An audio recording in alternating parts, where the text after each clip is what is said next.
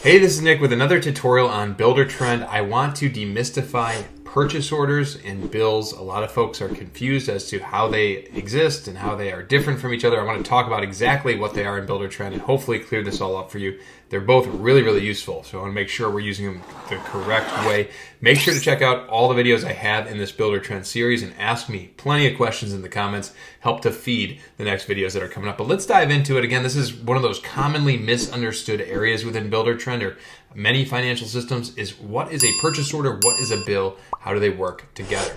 So there's two main ways to track job spending in Buildertrend. This happens with purchase orders or POs and bills. Now there is an optional third option. This is an option that I take, which is QuickBooks costs. I'm gonna have a separate video that talks exactly about how bills and POs interact with QuickBooks and how we might want to use QuickBooks costs in addition to bills and POs within Buildertrend. I personally do. So we have a separate video on that. Today, we're just gonna talk about POs and bills. So what is a PO? A purchase order. It's an agreement to pay a vendor or a contractor, okay? We're gonna talk about some specifics in a little bit, but that's really what it is. It's saying, I'm going to pay this vendor or this contractor this amount of money for a certain scope of work.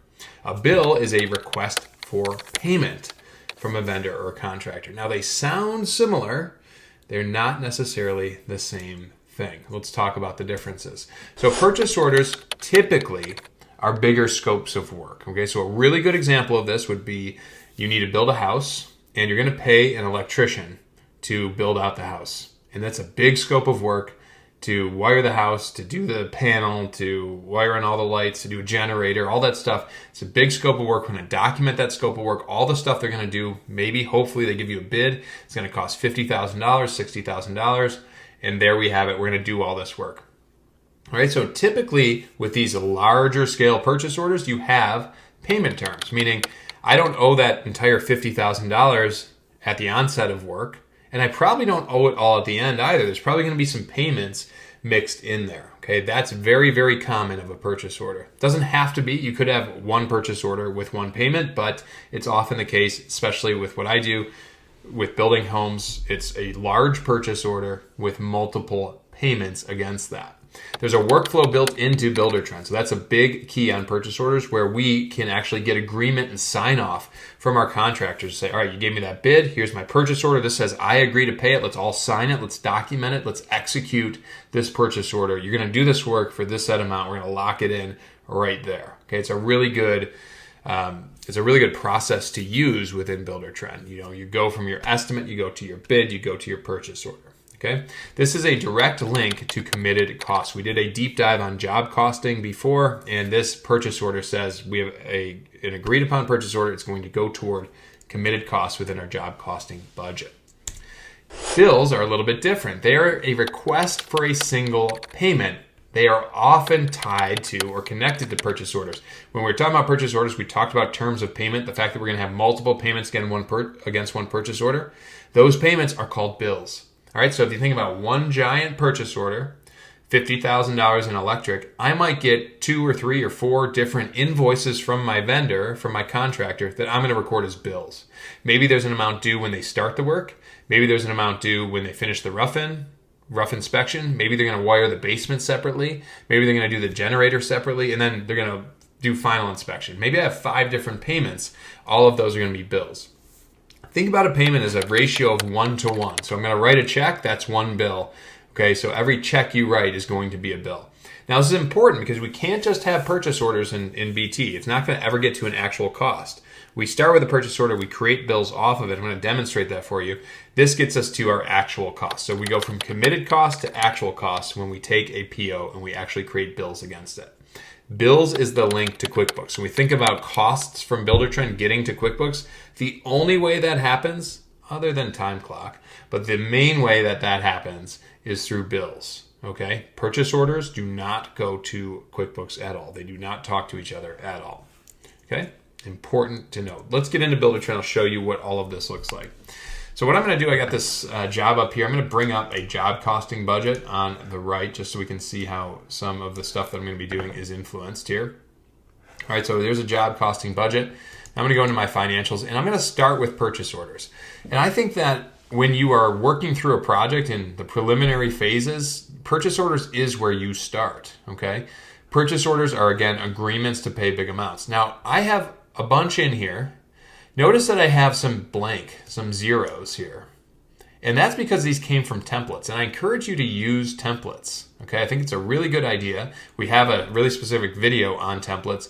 This helps me understand that I'm going to have a lot of these paid. So I like to create templates that give myself like a checklist. It's very easy if I don't have this templatized to forget that I'm going to have a plumbing PO at some point, right? That I have to work on this. So this gives me like a shell that I can then populate with actual information. And within this purchase order, notice that it's got a status. So it's not released. It's got a non-purchase order status. It's all outstanding. This is the workflow that we're talking about, okay? And it's also not assigned to a real electrician yet, okay? But we're going to start populating this. Now you have your purchase orders, and then you have your bills. What's really cool about the system is that the bills are linked directly there. Now I can build into my template to link two bills to an invoice. I could do that right here. I'm going to delete these, but I'm just going to show you what they look like. A bill is very specifically this much money is due on a specific date. I'm going to show you how they interact in a bit, but I'm going to delete these for now, these bills, because they're just zero bills, and I'm going to show you how we create those. All right, so to start, let's populate a purchase order with some information. So I'm going to need to spend some money on my rough electric and my finish electric. Now this might start with just an estimate or something. Okay, I might just type it in there. But what I'd like for you to do, and to get used to doing, is get your estimate in Buildertrend. Even if you don't use the estimate within Buildertrend, I think it's essential to get your estimate into Buildertrend. Upload it in. Okay, so I have my estimate here. I hope, let's see, for this project, yeah, looks like I have some stuff in there. Okay, and then let's go to rough electrical is right here. So I got a $15,000 estimate for electrical.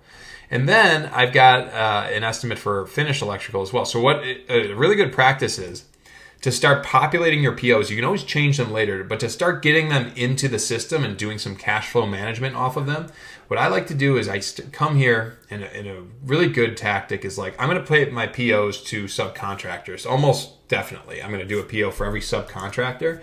So why don't I come here to my estimate and go to my cost type and just filter by subcontractor. That's probably going to help me understand some of those that I'm going to have to pay. And there you go. My subcontractor pulls up here. All right, so what I can do with this, and for some reason my electric didn't show up there. I probably have a miscue. So let me just do this. Of course, this assumes that everything's coded accurately. Okay, so let's just find my electrical here. I don't know why this went out of order. My cost type is subcontractor. Okay, so that looks good. Let me just do this one more time.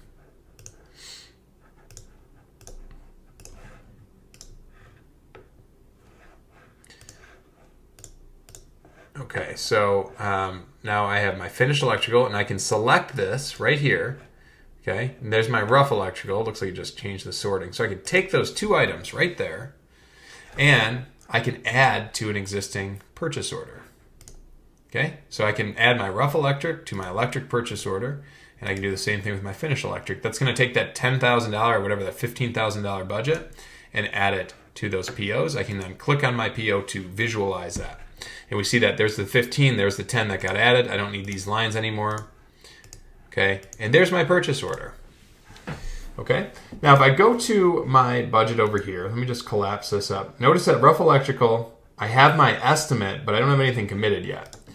Okay, as soon as I approve this this purchase order, that should change. Now, I would typically have this assigned to an actual electrician. We're getting bids, we're doing all that work, but let's just keep it to the placeholder for now. I'm going to manually approve that purchase order saying I agree to pay this. Okay. So I'm going to approve that purchase order. That gets approved there. If I refresh my job costing budget, I should see within rough electrical and finished electrical a committed cost. There it is, $15,000 and $10,000. Great. All right, so this is now, I have an agreement to pay this $25,000. Now I have not paid anything yet. $25,000 shows as outstanding here, right? So it hasn't made it to actual costs. It's not until we create bills that we get actual costs. And here's where we really want to start with a PO. Create what I like to think of as like a container for all of the spending we're going to be doing to this vendor here.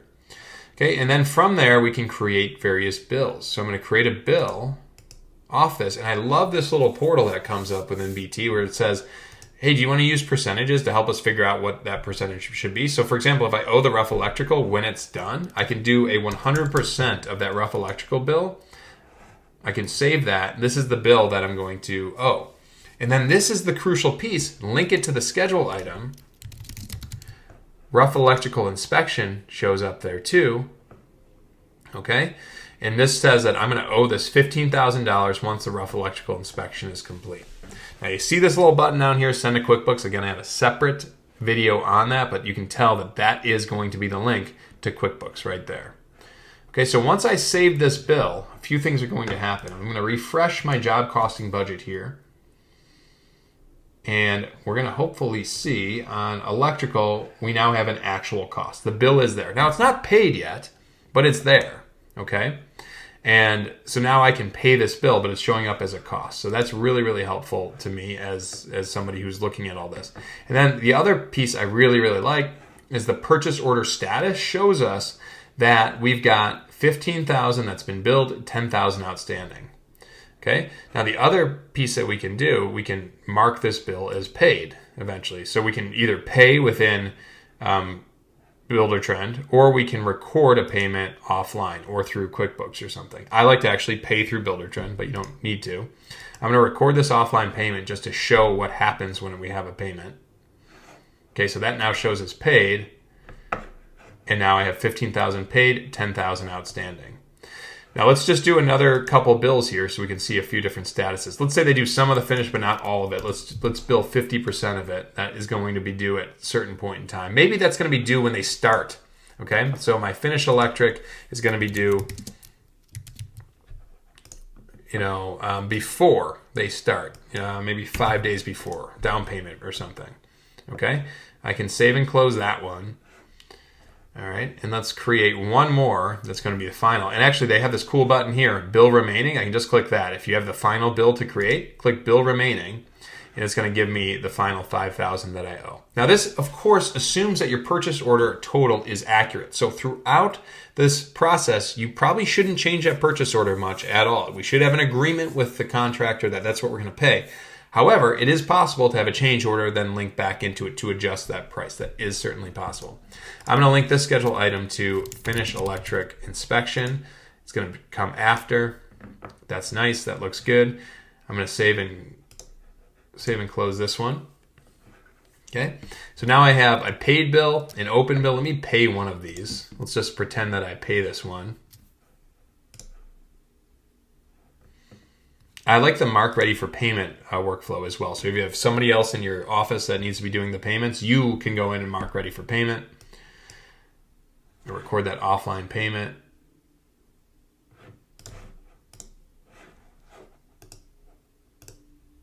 Okay. So now you can see that I've got 20,000 paid and another 5,000 billed, 0 outstanding. All right, so a good part of your workflow would be to go to your purchase orders and see what you have. Here's my total cost, percent billed, amount paid, amount remaining. That's really helpful for understanding cash flow management, for sure. And if you can take this data and then pull it out to do some reporting, either with Buildertrend Business Intelligence or if you're doing it manually, that's so useful. But the important part to remember here is that a bill has a 1-to-1 ratio, one check for one bill. And that's the piece that is an actual cost. That's where we're actually going to have money flowing through our bank account. The purchase order is a way for us to plan, to document agreement, and to track how much we're actually spending. So I've got work to do. And one of the first parts of any project is to take your estimates and to start taking these empty or these shell purchase orders and making them into actuals. Okay, some of these are real. Now, if you're doing a lot of this yourself, meaning your subcontractor is not really involved, you might notice some of this might show not released. I should certainly approve this one because it's not going to show up as a committed cost until it's approved. So that's important for budgeting purposes as well. All right. So let me know your thoughts on that. I know this is a really confusing aspect. Remember this too, that the one piece that links with QuickBooks is the bill. Okay, the purchase order doesn't really mean much for QuickBooks. So the bill is the important part for actually getting the cost in. And on a future video, on a follow-up to this, I'm going to talk about the connection with QuickBooks Online, how to go from this direction to that direction. So starting in BT, getting a cost to show up in QuickBooks, and vice versa, having a QuickBooks cost show up in Buildertrend, and what the pros and cons of both of those methods. All right, let me know your questions. Check out the other videos we have on Buildertrend. I look forward to hearing from you, and I look forward to seeing you on the next video.